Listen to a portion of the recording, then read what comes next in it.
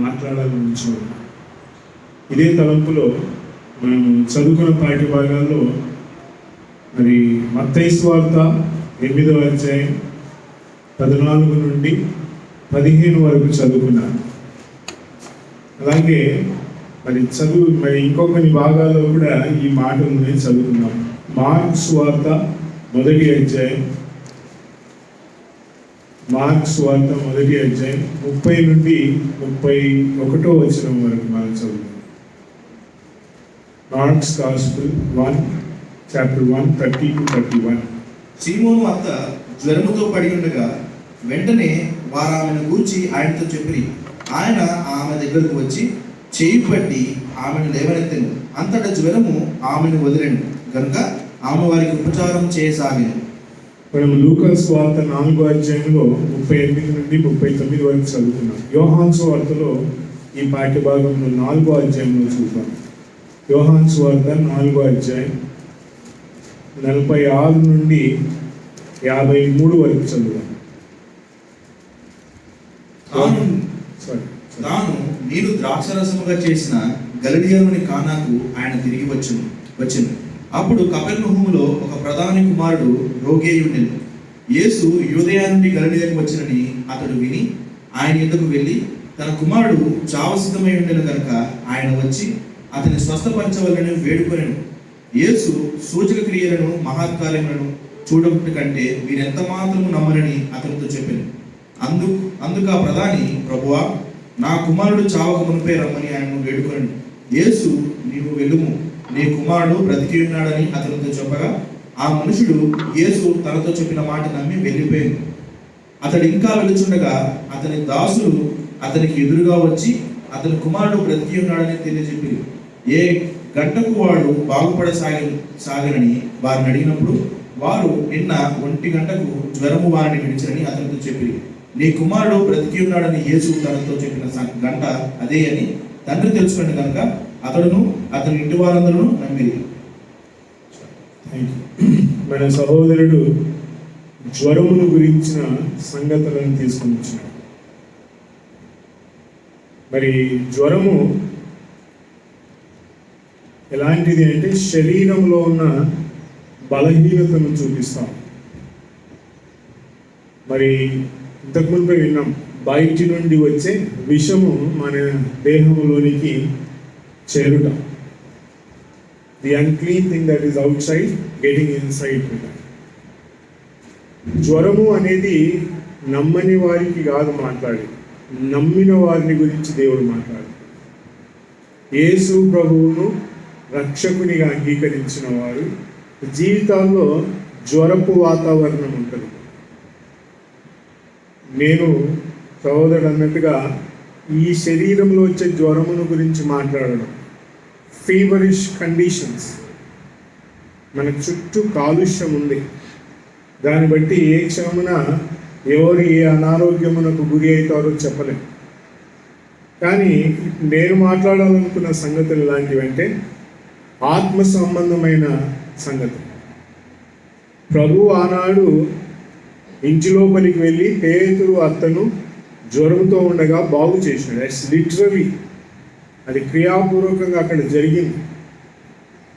ఈనాడు మనము క్రైస్తవ ప్రపంచంలో ఉన్నాం కనుక ఇక్కడ శరీర సంబంధమైనవి ఏమీ లేవు. ప్రియ దేవుణ్ణి ఆరాధించుటకు కానీ విశ్వాసులు తమ ప్రయాణంలో సాగుటకు కానీ శరీర సంబంధమైన ఏ మెటీరియల్ని తెచ్చి దేవుని తృప్తిపరచలే.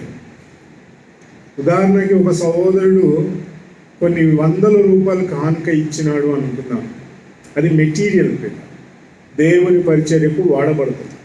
కానీ ఆత్మ సంబంధమైన వాడిగా అతనిలో ఆత్మ సంబంధమైన కార్యమే లేకుండా ఎన్ని తీసుకొచ్చి యేసు ప్రభువుని నమ్ముకున్నానని ఇచ్చినా కూడా ప్రయోజనంగా ఉండదు. క్రైస్తవ్యం అంటే అదే, శరీర సంబంధమైనది కాదు. మెటీరియల్ థింగ్స్కి ఎక్కడ చోటు లేదంటే క్రైస్తవ లోకంలో చోటు లేదు.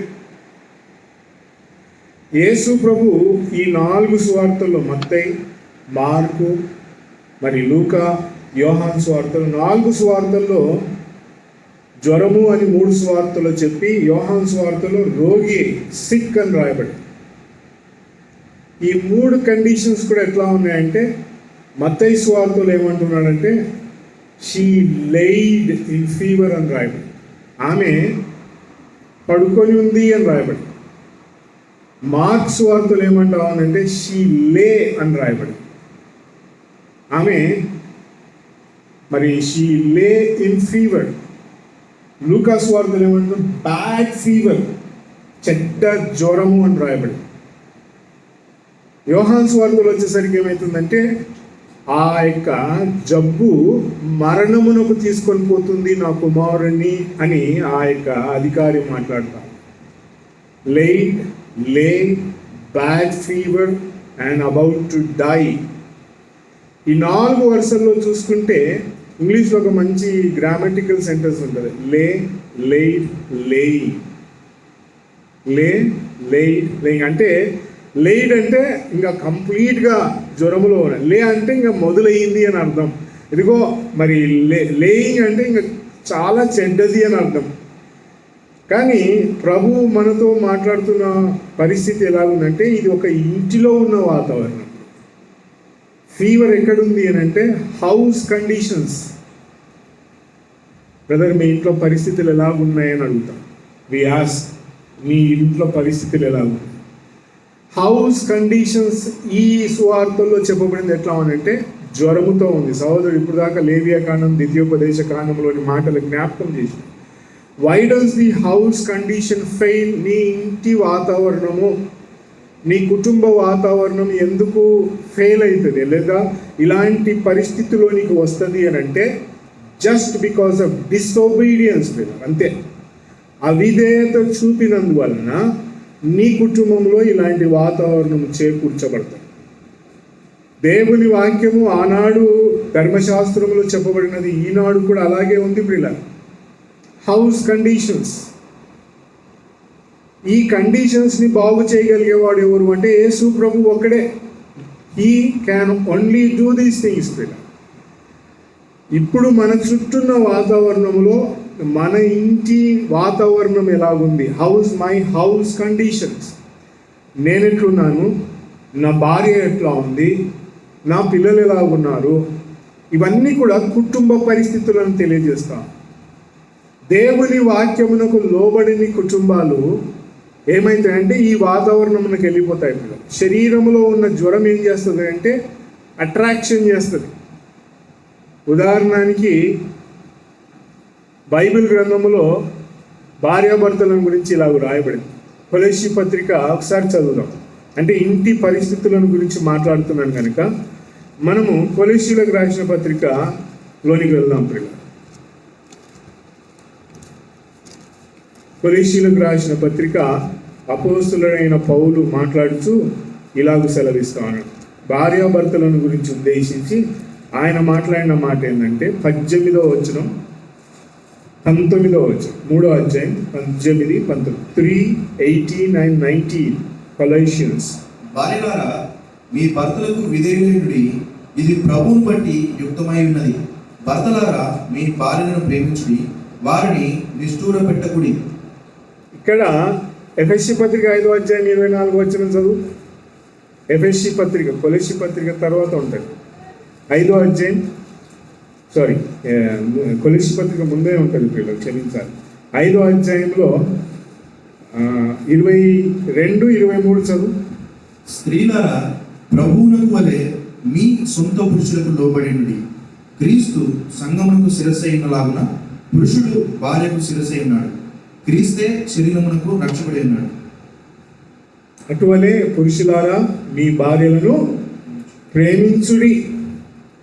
2 పత్రికల్లో 2 డిఫరెంట్ టర్మ్స్ ఉన్నాయి పిల్లలు. కొలస్సీ పత్రికలు ఏమంటున్నాడు అని అంటే మీ భార్యలు ఎలా ఉండాలంటే విధేయత చూపించాలి అంటాం. కొలస్సియన్స్లో ఏం చెప్తా ఉన్నాడు?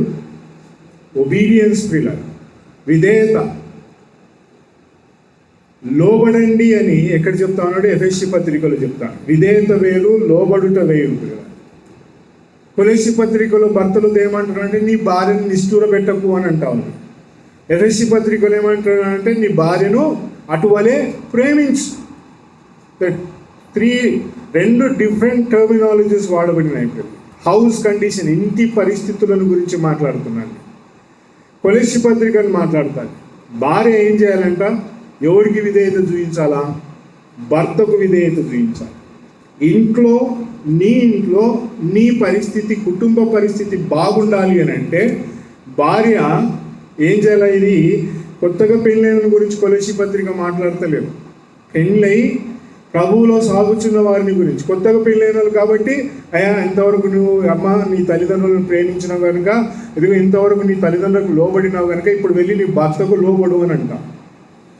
పురుషులతో ఏమంటారని, ఇంతవరకు నువ్వు తల్లిదండ్రులకు విధేయడమే, మీ తల్లిదండ్రులు చెప్పిన మాట విన్నావు, వాళ్ళని ప్రేమించినావు, ఇప్పుడు నీ భార్యను ప్రేమించు అంటాం. కానీ పెళ్ళి అయిపోయిన తర్వాత, కుటుంబముగా ఏర్పడిన తర్వాత ఏం చేయాలి? ఇప్పుడు భార్య విధేయత, ఒబీడియన్స్.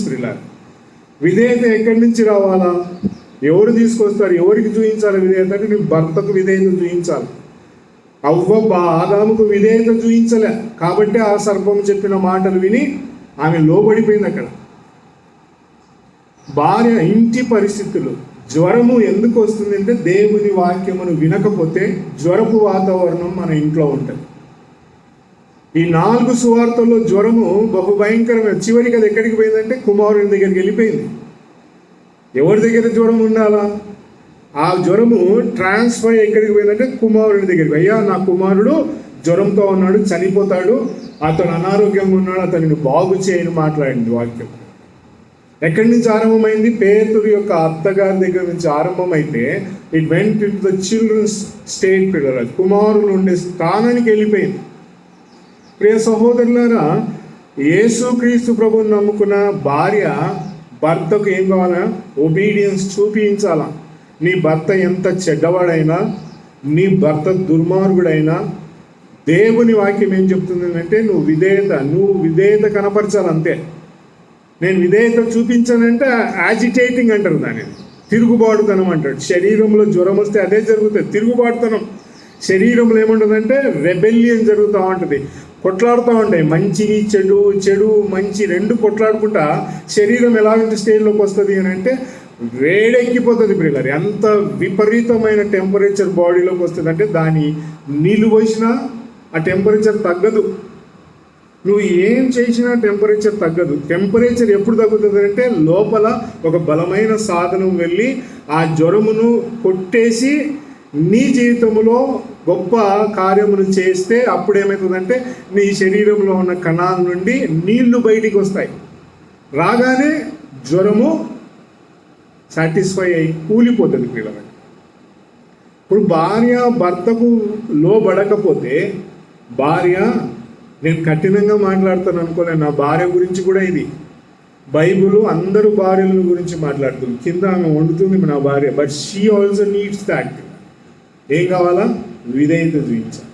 ఈమె విధేయత చూపిస్తుంది కనుక కొలెస్సి పత్రిక 3వ అధ్యాయంలో భర్తలకు ఏం చెప్తుంది? పెళ్లి కావాల్సిన వాళ్ళు ఉన్నారు, పెళ్ళైన వాళ్ళు ఉన్నారు. ఇక్కడ ఏం చెప్తుంది? నిష్ఠూర అంటే పిండడం అన్నమాట. భార్యను ఇష్టం వచ్చినట్టుగా పిండడం. నేను భర్తను నేను సంపాదించకపోతే నీ పరిస్థితి ఏంది? నేను పనికి పోకపోతే నువ్వెంత? నేను లేకపోతే అసలు నీ స్థానం ఏంది? ఇవన్నీ నిష్ఠూర పెట్టడం ప్రియుల.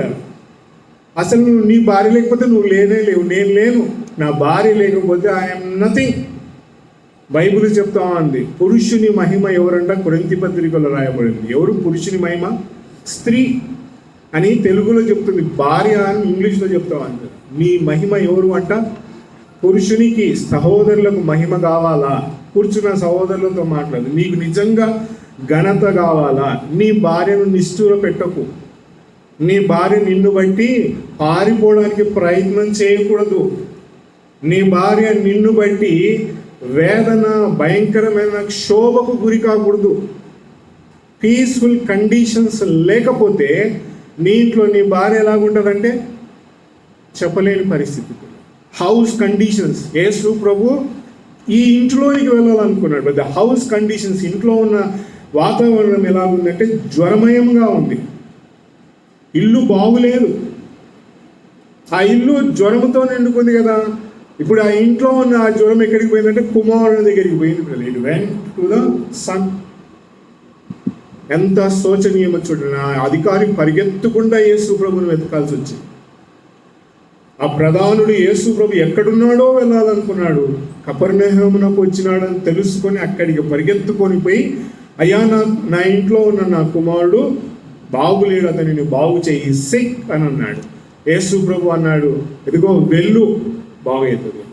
మై ఫ్రెండ్, దేవుని వాక్యమునకు లోబడని కుటుంబాలు, యేసు ప్రభుని నమ్ముకున్నాము, బాప్తిస్మం తీసుకున్నాము, చక్కగా పరిశుద్ధాత్మని ఆనందములో సాగుతూ ఉన్నాము, కానీ నిజమైన వెలుగు మీ కుటుంబాల్లో లేకపోతే, చాలా కుటుంబాలు రోజు ప్రార్థన చేసుకుంటాయి, అందరూ కలిసి భోజనం చేస్తారు, కానీ ఎప్పుడైతే ఈ వాతావరణం మారిపోతుందో ఎంతో ప్రమాదంగా ఉంటుంది.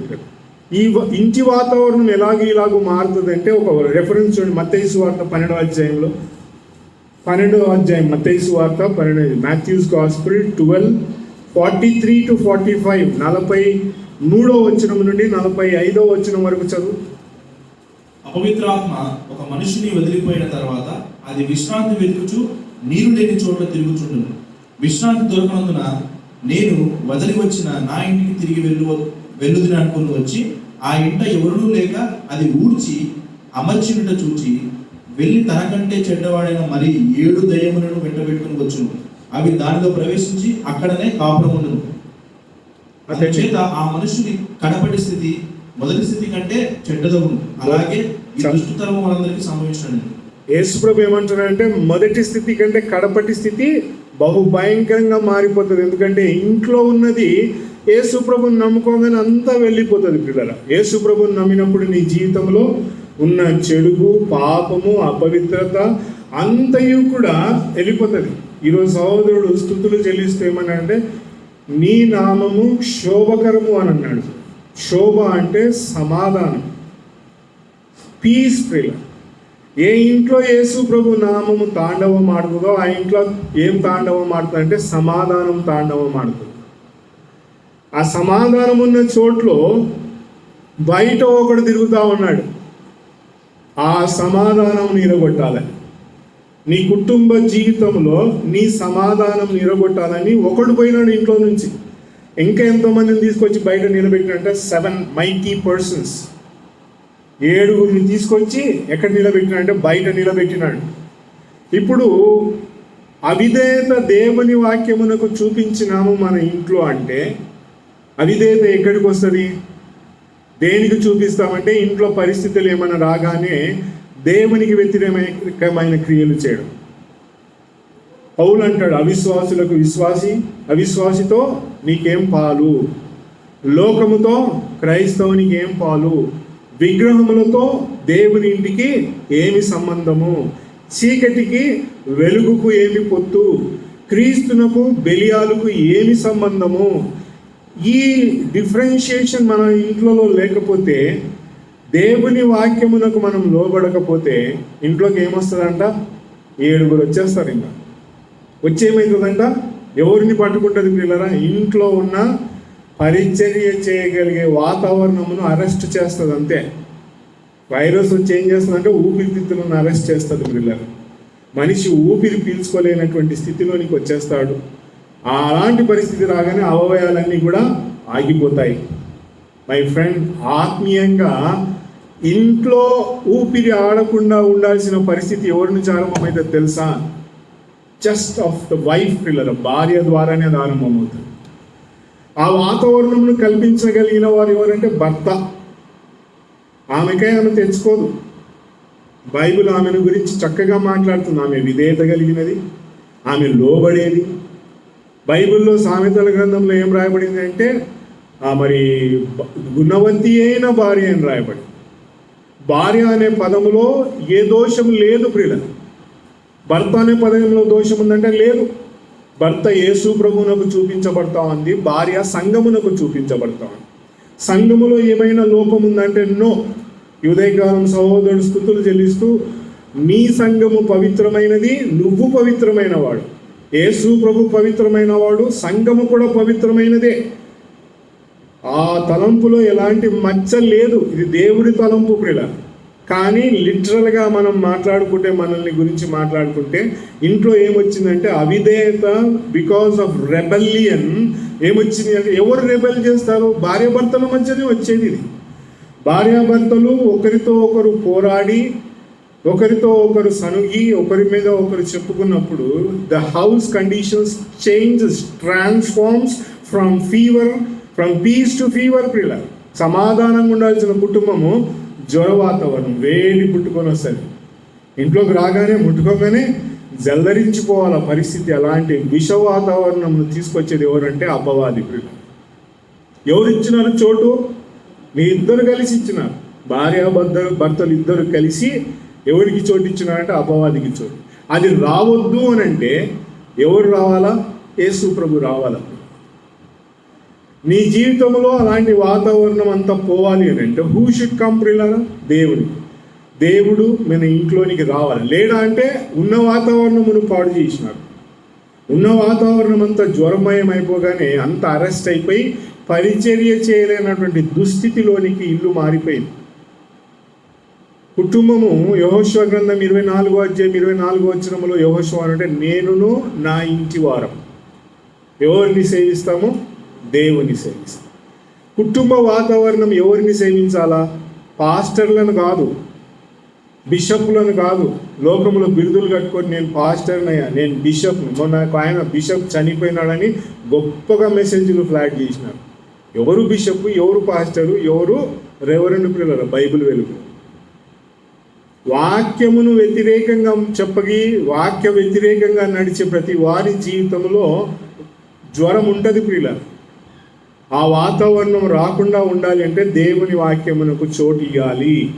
If you don't give God's word, దేవుని వాక్యమునకు నీ కుటుంబంలో చోటు ఇవ్వకపోతే, నీ భక్తి జీవితంలో చోటు ఇవ్వకపోతే, నేనేమంటానంట, దేవుడు తాపకరమైన పనులు మీ ఇంట్లో జరిగిస్తాను. అవును ప్రియులారా, దేవుడు తప్పకుండా నమ్మిన వారి ఇంట్లో పరీక్షను మొదలు పెడతాడు. పేతురు తన పత్రికలో రాస్తున్నాడు, అలనాడు దేవుని వ్యతిరేకులతో దేవుడు జలప్రళయం తీసుకొచ్చి అంతా నాశనము చేస్తే, ఈనాడు దేవుని ప్రజలమని చెప్పుకొనిచున్న మన ఇంటితో దేవుడు ఆరంభిస్తాడు. దేవుడు ఎట్లా ఆరంభిస్తాడంట? నా ఇంటితో ఆరంభిస్తాడు క్రమశిక్షణ. డిసిప్లిన్ ఎక్కడ ఉంటుంది? లోకంలో ఉండదు. డిసిప్లిన్ అంటే అర్థం ఏంది? కుటుంబంలో డిసిప్లిన్ ఉంటుంది. అదే ఆ కుటుంబమును చూసి లోకం నేర్చుకుంటుంది. కుటుంబంలో డిసిప్లిన్ అంటే భర్త భార్యను ప్రేమించాలా, భార్య భర్తకు లోబడాలా, తల్లిదండ్రులు ఏం చేయాలంట? పిల్లలకు విధేయులై ఉండాలా. ఇంట్లో ఒక డిసిప్లిన్ ఉంటుంది ప్రియులారా. మనం అందరం ఫలానా టైంలో ప్రార్థన చేసుకోవాలా. ఇంట్లో డిసిప్లిన్ ఉంటుంది, శుభ్రంగా ఉండాలా ఇల్లు. ఇంట్లో ఒక డిసిప్లిన్ ఉంటుంది, ఇలాగూ మన ఇంటి వాతావరణం ఉండాలని. ఆ డిసిప్లిన్ ఇంట్లో మిస్ అయితే దేవుని ఇంట్లో ఉండదు, సంఘములో కనబడదు. నువ్వు ఎంత మంచి భక్తిపరునిగా నటించి గొప్ప గొప్ప ప్రసంగాలు చేసినా కూడా, if there is no discipline in your house pillar, నీ ఇంట్లో క్రమము లేకపోతే యూ కెనాట్ స్టాండ్ హియర్ పిల్లలు, ఇక్కడ నిలబడలేము. ఎందుకంటే కనబడని దేవుని ఎట్లా ప్రేమిస్తావు? కనబడే వాతావరణం చక్కగా పెట్టకపోతే, కనబడే నీ సహోదరుని సరిగా ప్రేమించకపోతే, కనబడని దేవుని ఎలా ప్రేమిస్తావు? తిమోతి పత్రికలో పౌలు అన్నాడు, నీ ఇంటిని చక్కబెట్టని అని గుడి దేవుని ఇంటిని ఏం చక్కబెడతావయ్యాను? How will you? నీ ఇంటినే ఏలకపోతే, ఇంట్లో పిల్లలు యేసు ప్రభువుని నమ్ముకోరు, ఇంట్లో దేవుని వాక్యమునకు వ్యతిరేకంగా నడుస్తారు, దేవుని వాక్య వ్యతిరేకంగా సాగి కుటుంబం ఉండి, ఈయన ఇక్కడ నిలబడి బల్లలు గుద్ది మంచి డ్రెస్ వేసుకొని, పెద్ద పెద్ద వస్త్రాలు వేసుకొని, మెడలను ఇంత ఇంత బొమ్మలు పెట్టుకొని యేసు ప్రభువుని మాట్లాడితే ఇంట్లో ఎట్లా ఉంటుందంట? అగెయిన్స్ట్ వాతావరణం. ఇదంతా దేవుని వాక్యమునకు చోటు ఇవ్వకపోవడం వల్లనే జరిగేది. నా భార్యను నిష్ఠూర పెట్టిన వాడను ఎవరు అంటే నేనే. ఎందుకంటే వాక్యమునకు చోటు ఇవ్వదు. దేవుని వాక్య ప్రకారము నడచడమే ప్రియుల. భర్త అంటది ప్రార్థన పోదాం అంటే ఈయన అంటాడు నేను పనికి పోవాలా అంటాడు. చూసినారా అట్మాస్ఫియర్ ఎంత హీటెడ్ అయిపోతుందో అక్కడే. భర్త అంటాడు 7 గంటలకు మీరు అందరు లేయాలా, రెడీ కావాలా, తొందరగా అందరు సిద్ధపడాలా, బువ్వ లేకపోయినా పర్లే, ప్రార్థనకు ముందు పోవాలా అని భర్త చెప్తే, చెప్పిన వాళ్ళే నా పిల్లలకు నేను ముందు పెట్టుకొని తర్వాత నీ భక్తి అని మాట్లాడుతుంది భార్య. ప్రియులారా, ఈ వాతావరణం ఏమవుతుందంట, వేడిని కల్పిస్తుంది. ఏమైపోతుంది ఇంట్లో, ఆమె పండుకొని ఉన్నది, లైట్ అంటే ఇంకా ఆ వాతావరణం నుంచి బయటికి వచ్చే ప్రసక్తే లేదు. ఇంకా అది అప్పుడే ఆరంభమైతే మనం తొందరగా దాన్ని సరిచేయవచ్చు. అది ఎట్లా ముదిరిపోయిందంటే ఇంకా ఆమె పడుకుంది అక్కడ. మత్తయి సువార్తలో షీ లైడ్ ఇన్ ఫీవర్ అని రాయబడింది. యేసు ప్రభు స్పర్శలు ఇక్కడ చూడాలి. 4 రకాలైన స్పర్శలతో యేసు ప్రభు స్పందిస్తా ఉన్నాడు. ఒకటి మత్తయి సువార్తలో ఆమెను అట్లా ముట్టినాడు అని రాయబడింది. ఈ టచ్ అని రాయబడింది. ఆమెను ముట్టుకోగానే ఆమె లేచి ఆయనకు పరిచర్య చేసింది. అక్కడ మత్తయి సువార్తలో తన భర్తకు పరిచర్య చేయలే, తన ఇంటి వారికి పరిచర్య చేయలేదు. మత్తయి సువార్తలో ఆమె లేచి 8వ అధ్యాయంలో she rose up and she served him, ఆయనకు పరిచర్య చేసింది. చూడండి ఆ మాట 8వ అధ్యాయం 15వ వచనంలో ఉంటుంది. ఆమెను ముట్టినాడు అంతే, ఏమనాలి. ఆమె దగ్గరికి పోయి షీ జస్ట్ టచ్. చదువు మాట. ఆమె చేయి ముట్టగా జ్వరమాయను విడిచెను. ఆమెను విడిచెను, అంతటా ఆమె లేచి ఆయనకు ఉపచారం. First set your conditions with the lord. ప్రభువుతో నీ స్థితి అంతా చక్కబెట్టుకో. నీ స్థితి నీ జీవితంలో చక్కగా లేకపోతే, ప్రభువును నువ్వు చక్కగా సేవించకపోతే నువ్వు ఏమి చేయలేవు పిల్ల. నీ ఇంట్లో సమాధానం రావాలా, నీ ఇంట్లో దేవుని ప్రసన్నత నీకు ఉండాలంటే నీ పరిస్థితి చూడు. First look in to your self. నాలో నేను చూడాలా. మైక్ పట్టుకొని నేను మాట్లాడుతున్నా, నేను నాలో ఏముందో నేను చూడాలా పిల్ల. చాలాసార్లు నా భార్య చెప్పినట్టుగా వింటాను నేను, కానీ మనం వినకపోతే వి విల్ లూజ్ పిల్ల.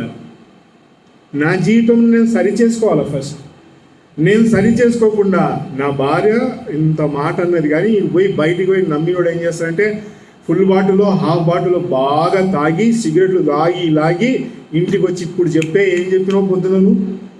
ఎవరిదంటే యేసు ప్రభుని నమ్మినవాడు. లోకస్తుల గురించి నేను మాట్లాడతలేను.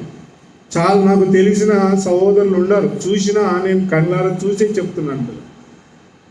నీ జీవితము నీ ప్రభువుతో నువ్వు సరి చేసుకోకపోతే, ఆమె లేచి ఏం చేసింది, ఆమె యేసు ప్రభు ఏమని అన్నాడు ఆమె దగ్గరికి పోయి, అమ్మ నేను ఇప్పుడు నిన్ను ముడతా, నువ్వు లేస్తావు, నాతో మాట్లాడుకో, నాతో అని ఏం చెప్పలే. ఆమె ఎలాంటి పరిస్థితిలో ఉంది అంటే ఆమె ఇంకా పడుకొని పోయింది. నా జీవితంలో జ్వరమే, ఇక నాకు ఇంకా దెర్ ఇస్ నో స్కోప్, నేను ఇంకా బాగుపడలేనేమో, నా కుటుంబం బాగు కాదు, నా భర్త మారడు, నేను మారను, మా సంసారం ఇలాంటిదే అనుకొని నువ్వు మురిసిపోయి నీ జీవితంలో దుప్పటి కప్పుకొని అలాంటి స్థితిలోనే ఉన్నావు. కానీ ప్రభు ఎలాంటి వాడంటే ఇంటిలోనికి వస్తాడు. అది ఆయనకి ఇష్టం. నువ్వు బజార్లో వాతావరణం అంతటిని తీసుకొని నీ ఇంట్లోకి వచ్చినావు. బజార్ వాతావరణం అంటే విష కాలుష్యముతో నిండుకున్న లోకపు వాతావరణము తీసుకొచ్చి ఇంట్లో, బయట ఎవడు ఉన్నాడంటే దుష్టుడు ఉన్నాడు, వాని వాతావరణం ఇంట్లోకి తీసుకొని రాగానే నీకేమొచ్చిందంట, జ్వరం చుట్టుకుంది. కానీ ప్రభు ఇంట్లో ఉన్నాడు పిల్ల. ఎందుకున్నాడు అని అంటే ఆ ఇల్లు ఆయనకి ఇష్టం. దానిని నాశనం చేయాలనుకున్నది ఎవడు అంటే సైతానుడు పిల్ల. ఆ ఇంట్లో ప్రభు ఉన్నాడు కనుక ఆయన వచ్చి ఏం చేసినాడంటే, ఎవరు పిలవలే ఇక్కడ. యేసు ప్రభువును పిలిచినారు ఎవరన్నా, నోబడి కాల్డ్ హిమ్ ప్రిల్లర్, but he came inside. ఆయన ఇంటిలోనికి వచ్చినాడు. ఆమెను అయ్యా నన్ను ముట్టు అని కూడా అడగలే. ఈ దేవుడు కోరుకుంటుంది ఏంటంటే మన కుటుంబ పరిస్థితులను చక్కబెట్టాలని. దానికి సహకరించాల్సినది ఏంటంటే ఎవరు కాదు, ప్రభువుకు చోటు ఇవ్వాలి. He came, he touched her brother, అంతే. ఆమె లేచి ప్రభువుతో తన జీవితమును సరి చేసుకుంది. ఉపచారం చేయుట సహోదరునితో జ్ఞాపకం. సర్వీస్ ప్రిల్లర్. How can you serve God without correcting yourself? నిన్ను నీవు సరి చేసుకోకుండా నీ జీవితంలో ఎట్లా దేవునికి పరిచయం చేస్తావు? నీ జీవితంలో అంధకారం ఉంది, పాపము నిండుకొని ఉంది. పొద్దున్న లేగానే దేవుడా అంటావు, ఇంట్లో బైబిల్ తీసుకొని యేసు ప్రభువా అని ప్రార్థన చేసుకుంటావు. బయటికి వెళ్ళి దుష్టులందరితో కలిసి నానా రకమైన పంచాయతీలు, నానా రకమైన చెడు వార్తలు వినుకుంటా ఆనందించుకుంటా ఆ విషవలయంలో ఉండి నువ్వు వస్తే హౌ ఈజ్ ఇట్ పాసిబుల్ పిల్ల? ఏం బ్రదర్ మీరు బయటికి రా అంటే ఎవరి దగ్గరికి రావాలి? బయటికి ఎవడున్నాడు? నాకు స్నేహితుడు ఎవడు లేడు. నేను ఇంట్లో నుంచి బయటికి పోతే నా భార్యకు బాధ. నువ్వు ఇంట్లో ఉండి బయటికి పోతే అస్సలు ఇల్లు బాగుండదు అంటది. నాకు బయటికి పోవాలన్న ఆలోచన రాదు ప్రియుల. సహోదరులను చూడాలన్న తలంపు తప్ప ఇంకే ఆలోచన ఉండదు ప్రియుల. లోకంలో చాలామంది స్నేహితులు ఉన్నారు, కోటీశ్వరులు నా స్నేహితులు ఉన్నారు, కానీ ఎవరి దగ్గరికి పోవాలని ఇష్టం ఉండదు. ప్రియ సహోదరులారా, ఇఫ్ ఐఎమ్ నా జీవితంలో నేను నా పరిస్థితిని చక్క పెట్టుకోకపోతే I will not be right. నిద్ర వస్తుందేమో నేను చెప్తున్న ప్రసంగాలను బట్టి. If you are not right with God పిల్లరా, fever will not leave you. Yesu ప్రభువును నీ జీవితంలో ఆయనతో నీ సంబంధం సరిగా లేకపోతే జ్వరమే వస్తుంది. జ్వరం వచ్చినప్పుడు చేసేది ఏంది బ్రదర్? ఏమైనా చేస్తామా? నిద్ర వస్తుంది అంతే, దానికి తప్ప నువ్వు ఏం చేయలేవు. జ్వర వాతావరణం మన హృదయాల్లో ఉంటే యూ విల్ స్లీప్ అంతే. Because I'm not right with God. దేవునితో సరిగ్గా ఉండాలన్నప్పుడు చెవి గలవాడు ఆత్మ చెప్పుచున్న మాటలు వినుగాక. So if I'm not right పిల్లరా, ఐ విల్ లూజ్. లూకాస్ వార్తలోకి వచ్చేసరికి అక్కడ ఎట్లా ఉందంటే, షీ లే బ్యాడ్ ఫీవర్. అంత భయంకరమైనది అని అంటే చెడ్డ జ్వరము బ్రదర్, అంటే ఇంకొకరికి సోకుతుంది అది అని అర్థం. బ్యాడ్ ఫీవర్ అంటే ఇట్ ట్రాన్స్ఫార్మ్స్. ఒకరిని వదిలి మా ఆయనకు వచ్చింది, ఇప్పుడు నాకు వచ్చింది, ఇప్పుడు నా పిల్లలకు వచ్చింది, నా పిల్లలకు వచ్చిన తర్వాత నా ఇంట్లో ఉన్న వారికి వస్తుంది అయ్యా. ఇట్స్ ట్రాన్స్ఫార్మ్ మీ. ఎందుకంటే you could not set right your self. ఎంత పోతా ఉందంటే ట్రాన్స్ఫార్మ్ అయిపోయింది. ఎక్కడికి పోయిందంటే క్రైస్తవ లోకము కూడా ఇప్పుడు ఎలాంటిదంటే జ్వరము కలిగి ఉంది పిల్ల. ప్రస్తుతం మన చుట్టూన్న గుంపులన్నీ పరీక్షించండి పిల్ల. వాక్యపు వెలుగులో పరీక్షించండి. నేను చెప్తున్న మాటలతో కాదు, వాక్యపు వెలుగులో నువ్వు పరీక్షిస్తే యేసు ప్రభు ఏమన్నాడంటే, మీరు అద్భుతాలు చూస్తే తప్ప మారరా అని యోహాను సువార్త 4వ అధ్యాయంలో మాట్లాడినాడు. ఇక్కడ కూడా జబ్బు ఉంది. క్రైస్తవ లోకం ఎలాగుంది అంటే చాలా భయంకరమైన పరిస్థితులు ఉన్నాయి. ప్రతి విశ్వాసి ఇప్పుడు ఏం చూస్తున్నాడు అని అంటే అద్భుతం చూడాల. ఒక ఆయన నిలబడి దంచుతున్నాడు, కరుణాపో కరుణాపో కరుణాపో కరుణ. బైండ్. ఏం బైండ్ చేస్తావు నువ్వు? ఇట్స్ నాట్ యువర్ పవర్ ప్రిల్ల. అది నీ వలన బైండ్ అయితే నీ వలన వచ్చింది కాబట్టి బైండ్ అయిపోతుంది. కానీ ఇక్కడ దేవుడు ఏమంటున్నాడంటే, ఇద్దరు కలిసి దేనిని బంధిస్తారో నేను పరలోకమందు దానిని బంధిస్తాను అని అన్నాడు. కానీ ఖచ్చితంగా నీ జీవితంలో మనం అడిగింది నేను చేసేస్తాను అన్నాడు. ద ప్రజెంట్ సిచ్యువేషన్ క్రైస్తవ లోకంలో ఈరోజు ఎట్లా ఉందంటే, ప్రతి గుంపు, ప్రతి గుడి, ప్రతి ఇల్లు తాళం వేయబడింది, వాక్యము లేకుండా ఉంది. ఎందుకు అంటే దెర్ ఇస్ నో లైట్. మన జీవితంలో వెలుగు లేకపోతే, వాక్యపు వెలుగు లేకపోతే ఏమైపోతుందంట, కుమారుని మీద ప్రభావం వస్తుంది. బాగా వినండి, యోహాను సువార్త 4వ అధ్యాయంలో ఎవరికి వచ్చింది జబ్బు? ఇప్పుడు కుమారునికి వచ్చినాడు. యేసు ప్రభువుని నమ్మిన ప్రతి ఒక్కరు ఎవరో కుమారులు. ఆయన ఎందరు అంగీకరించారో వారందరికీ దేవుని పిల్లలగుటకు అధికారం ఇచ్చినాడు. మనం అందరం ఏమైనాము? కుమారులమైనది. ఎక్కడి నుంచి ట్రాన్స్ఫర్మ్ అయింది ఇప్పుడు జబ్బు అంటే? ఇంట్లో నుంచి జబ్బు. మనం ఎక్కడికి వెళ్ళినాం? ప్రార్థనకి ఇన్ని రోజులు. వాక్యమునకు ఎలాగో నడిచింది ఆ సావాసం. మనం ఎలాంటి వాతావరణంలో ఇప్పుడు ఉన్నాం, ఇవన్నీ మనం గమనించకపోతే నేడు క్రైస్తవ ప్రపంచం జబ్బులో ఉంది పిల్లలు. యేసు ప్రభు బయట ఉన్నాడు, ఇప్పుడు ఇంట్లో లేడు. ఇంటి వాతావరణం అంతా కాలుష్యం అయిపోయింది. చెడ్డ జ్వరము కుమారునికి తగులుకుంది. అంటే కుమారులు అంటే స్వతంత్రత. కుమారత్వము అనే వెలుగు ఏం చూపిస్తుందంటే స్వతంత్రత. క్రైస్తవ సంఘం అనేది స్వతంత్రతతో కూడినది. ఒక మనిషిని నడుపుదలతో నడిచేది కాదు. ఆ man will not lead a church. సంఘాన్ని నడిపించేవాడు ఎవరు అంటే పరిశుద్ధాత్ముడే. అందుకే ఒక సహోదరునికి పాట చెప్పాలని, ఒక సహోదరునికి స్తుతులు చెల్లించాలని, ఒక సహోదరునికి వాక్యం చెప్పాలని, ఒక సహోదరునికి ప్రార్థన చేయాలని, ఇంకో సహోదరునికి పరిచర్య చేయాలని, ఇవన్నీ పరిశుద్ధాత్ముడు. ఎక్కడైతే జబ్బు ఉంటుందో అక్కడ కుమారులకు స్వాతంత్రం ఉండదు. ఆ కుమారులు కూడా నిద్రపోతారు. మాకు జ్వరం వచ్చింది, మేము జబ్బులో ఉన్నాం కనుక మేము ఇట్లాగే ఉంటాము, అదిగో ఒక వ్యక్తికి పట్టింది, ఆ వ్యక్తి ఒక్కడే చేసుకొని పోతాడు అనే వాతావరణం నేడు క్రైస్తవ ప్రపంచంలో ఉన్నది. మనం చేయాల్సింది ఏంటంటే యేసు ప్రభు ఎక్కడున్నాడో వెతుక్కుంటూ వెళ్ళాలి. ఈ అధికారి, ఈ ప్రధానుడు ఏం చేసినాడంటే, యేసు ప్రభు ఎక్కడున్నాడు? వేర్ ఈజ్ హీ అంటే కపెర్నహూములో. ఇంట్లోనే ఎందుకు ఉండాలి కదా? ఇంట్లో లేడీనా? ఇంట్లో ఏముంది? జబ్బు, సిక్ అని రాయబడింది. యేసు ప్రభు ఎక్కడ ఉన్నాడు? బయట. You didn't give a place. ఎప్పుడైతే ఇంట్లో వాక్యమునకు చోటు ఇయ్యమో, స్థానిక సంఘములో దేవుని వాక్యమునకు చోటు ఎప్పుడైతే ఉండదో అక్కడ ఎవరు ఉన్నారంట? యేసు ప్రభు ఉన్నాడు, పరిశుద్ధాత్ముడు ఉన్నాడు. ప్రియుల, బైబిల్ గ్రంథంలో రాయబడింది, ఇదిగో పరిశుద్ధాత్మని ఆర్పకుడి అని ఉంది. ఆర్పడం అంటే ఏంది? మండుచున్న అగ్నిని చల్లార్చడం. గుంపుగా మనం అందరం కలిసి ఏం చేస్తామంటే ఒక సెట్ ఆఫ్ ఆర్డర్స్ పెట్టుకుంటాం. బ్రదర్, మనం ఇలాగ చేద్దాం, ఈ కూడిక, ఈ మీటింగ్ ఇలాగ చేద్దామని ఒక క్రమమును నియమించుకొని మనం ఏం చేస్తామంటే పరిశుద్ధాత్ముడు నడుపుదలను ఆపేస్తాం. ఆ మంట ఇప్పుడు ఇప్పుడు సహోదరుడు ఈయన మరి మ్యాకిన్ ఈ వాక్యం చెప్తాడని నేను ఊహించలే, నేను ఇది చెప్తాడని ఊహించలే. మేము తండ్రి కొడుకులమైనా మీరు అనుకోవచ్చు ఇంట్లో మాట్లాడుకొని వచ్చిరేమని. కాదు ప్రియులారా, నేను ఇది కనీసం 3 వారాల నుంచి ప్రార్థన చేస్తున్నాను. ఇది చెప్పాలా. ప్రభువు నాకు ఈరోజు సమయం ఇచ్చినాడు. శరీరం నాలో పనిచేసింటే ఆ రోజే మాట్లాడుతుంటే 3 వారాలు ఆగను. నేను రాసి పెట్టుకొని కొన్ని రెఫరెన్సులు సేకరించి పెట్టుకున్నాను. The lord will give a time. పరిశుద్ధాత్మునికి ఎప్పుడైతే చోటిస్తామో పరిశుద్ధాత్ముడు ఎట్లా ఉంటాడంట? మండుతున్న అగ్ని లాకుంటాడు. సంఘములో కావాల్సినదే. సంఘములో 100 మంది ఉండి 100 మంది దగ్గర పరిశుద్ధాత్మని నడుపుదల లేకపోతే ఆ సహవాసమే కాదు. స్త్రీలైనా పురుషులైనా సంఘములో దేవుని నడుపుదల ఉండాలి. అందుకే పౌలు అంటాడు, మీలో 14వ అధ్యాయం 1 కొరింథీ పత్రికలో 14వ అధ్యాయంలో పౌలు ఆ మాట అంటాడు, మన స్థానిక సంఘాల్లో పరిశుద్ధాత్మని వెలుగు లేకపోతే, మన గుంపుల్లో మనము కూడుకుని వచ్చిన స్థలంలో అది లేకపోతే ఎంత శోచనీయంగా ఉంటుందో చూడండి. 23వ వచనం నుంచి చదువుదాం.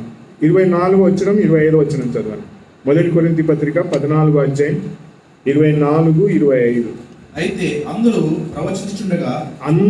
ప్రవచించుచు ఉండగా అవిశ్వాసి అయినను ఉపదేశము పొందిన వాడినను లోపలికి వచ్చిన యెడల అందరి బోధ వలన తాను పాపిని గ్రహించి అందరి వలన విమర్శింపబడును. అప్పుడు అతని హృదయ రహస్యములు బయలుపడను. ఇందువలన దేవుడు నిజముగా మీలో ఉన్నాడని ప్రచురం చేయొచ్చు. అతడు సాగిలపడి దేవునికి నమస్కారం చేయు. అందరూ ప్రవచించడము, అందరూ ఉపదేశించడము అంటే అర్థమేది పిల్లరా? స్థానిక సంఘంలో ఉన్న ప్రతి ఒక్కరూ మాట్లాడాలా, ప్రతి ఒక్కరూ ఉపదేశించాలా, ఒక వ్యక్తి కాదు అని మాట్లాడుతాం. ప్రతి ఒక్కరూ మాట్లాడుతుంటే ఆ సంఘములో అవిశ్వాసి అయినను బోధ లేని వాడు ఎవడైనా వచ్చిన యెడల వారి మాటలు విని ఏమనుకుంటారంట? నిజముగా వీరి మధ్య దేవుడు ఉన్నాడు. మనం రీడింగ్ మీటింగ్ అది పెట్టుకోవడంలే, రీడింగ్ మీటింగ్లోనే ఇది జరుగుతుంది. అందరూ మాట్లాడతారు సహోదరు. మినిస్ట్రీ మీటింగ్లో 2 లేదా 3 మాట్లాడతారు. మన జీవితాల్లో యేసు ప్రభువునకు వాక్యమునకు చోటు ఇవ్వకపోతే మనం దేవుని స్తుతించలేము, దేవుని గణపరచలేము కూడా. ఆరాధన అంటే ఏంటంటే నీకు ఇష్టం వచ్చిన భాషలో మాట్లాడడం కాదు. ఇప్పుడు ఇక్కడ ఈ చెట్టు ఉంది, ఆర్టిఫిషియల్ అది. చూడు, నీకు ఎంత తెల్లగా ఎంత బాగా కనబడుతుంది, న్యాచురల్గా కనబడుతుంది. క్రైస్తవ లోకం ఇలాగుంది.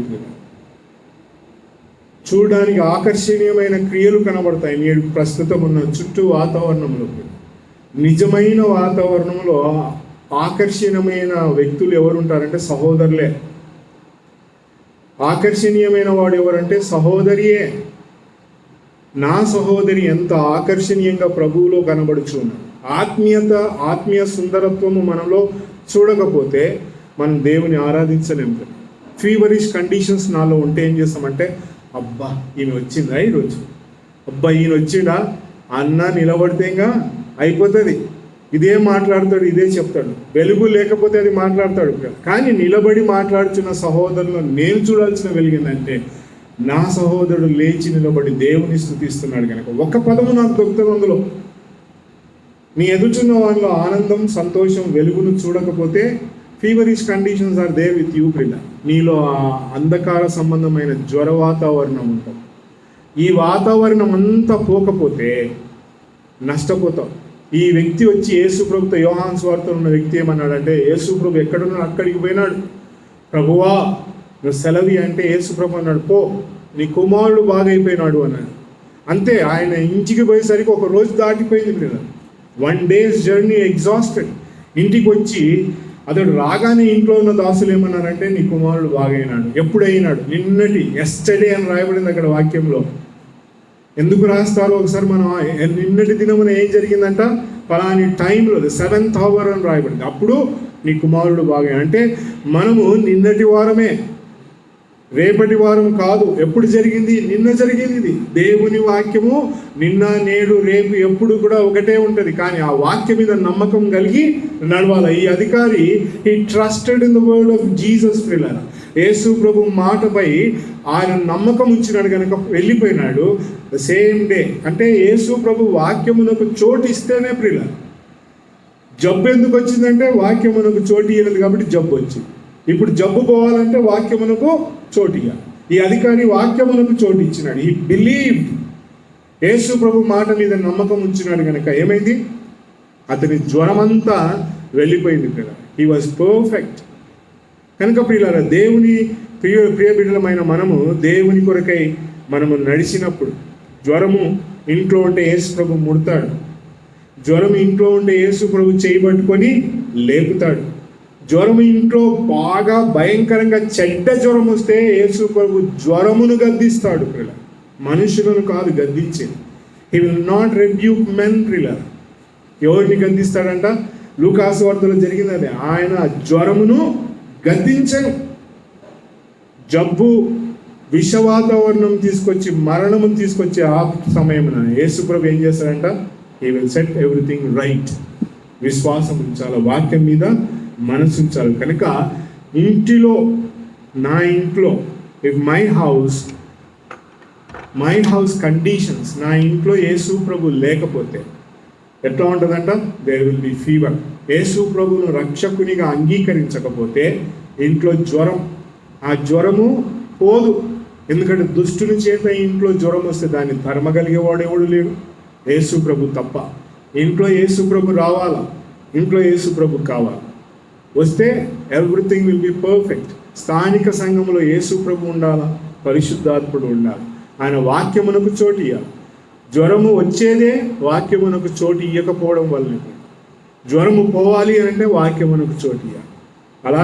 అలాగూ చేసినప్పుడు నా భార్య సంతోషంగా ఉంటుంది, నీ భర్త సంతోషంగా ఉంటాడు, నీ భార్య సంతోషంగా. If you give and bring house conditions, కుటుంబ వాతావరణములను మనం తీసుకొని రాగలిగితే నా కుటుంబము చాలా సంతోషం. భార్యాభర్తలు, భార్య ఏం చేయాలంట? లోబడాలి కాదు, విధేయత చూపించాలి. భర్త ఏం చేయాలి? ప్రేమించాలి కాదు, నిష్ఠూర పెట్టకూడదు.